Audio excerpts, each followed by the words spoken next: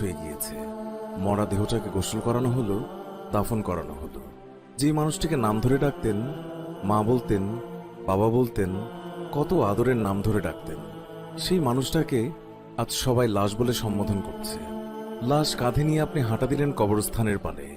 কবর খোঁড়া হয়ে গিয়েছে।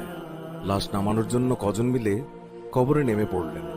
বুকটা ধরফর করে ওঠে। চারিদিকের মাটি যেন চেপে ধরেছে। বাকিদেরকে দেখে কিছুটা সাহস পেলেন। লাশ কবরে নামিয়ে নিলেন। এবার আপন সেই মানুষটিকে সেই অন্ধকার গর্তে রেখে আপনার উঠে আসার পালা।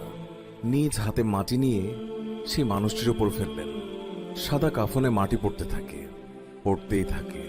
দেখতে দেখতে কবর ভরপুর হয়ে যায়। কারো কারো চোখে জল। আপনি সেখানে দাঁড়িয়ে আছেন। আপনার মুখ শুকিয়ে গেছে। সেই কবরের দিকে তাকিয়ে আপনি যেন নতুন করে উপলব্ধি করলেন যে মানুষটা আপনাকে ছেড়ে চলে গিয়েছে